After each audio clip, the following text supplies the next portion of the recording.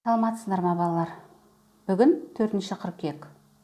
Көне түркі жазбаларды зерттеуші ғалымдар деген тақырыбымызды бастаймыз. Балалар, байқасаңдар, Білім платформасында бүгін әдебиет сабағы көрініп тұрған сияқты менде. Сондықтан да осы слайдты дайындауыма тура келді. Берілген сілтеме бойынша видеоны көріп шығып, сұрақтарға жауап бер. Сілтемені қосымша сендерге жіберетін боламын. Ескерткіштер неліктен көне түркі ескерткіштер деп аталады? Қазіргі қазақ әліпбиінен көне жазба ескерткіштерінің ерекшелігі неде? Егер де балалар, мен осы тапсырманы қазір видеоны жасап болғаннан кейін Білім-лендке жүктеп көремін. Жүктелсе, сол арқылы жауап бересіңдер, Білім-ленд арқылы. Егер жүктелмеген болса, WhatsApp желісіне жіберемін, сол жақтан маған аудиомен осы сұрақтарға жауап берсеңдер болады. Жазылым тапсырмасы. Дұрыс-бұрыс әдісі арқылы нақты ақпаратты анықтаңыз. Мен сендерге 5 сөйлем дайындадым. Солардың дұрыс немесе бұрыс екендігін дәптерімізге жазамыз. Видеоны тоқтатып қойып жазсаңдар болады. Енді грамматикалық тақырыбымызға көшейік.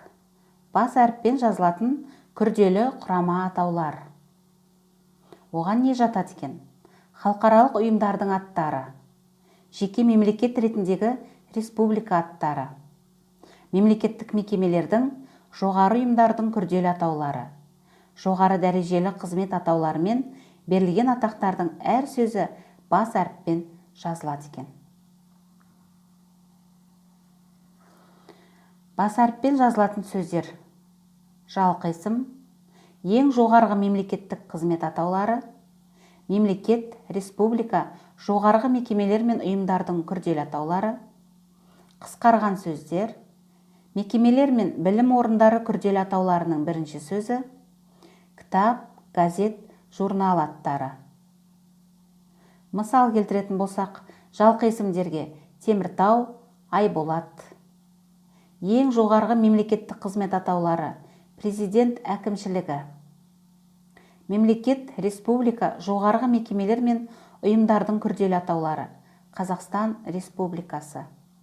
Қысқарған сөздер: БОО, ТМД, Біріккен ұлттар ұйымы, Тәуелсіз мемлекеттер достастығы.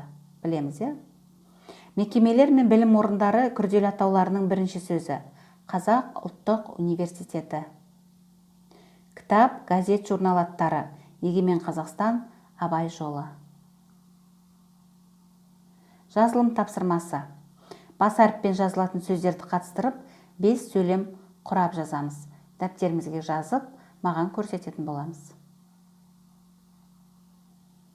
Бүгінгі сабағымыз түсінікті болса балалар, сау саламат болыңдар. Сұрақтарың болса, маған қойсаңдар болады.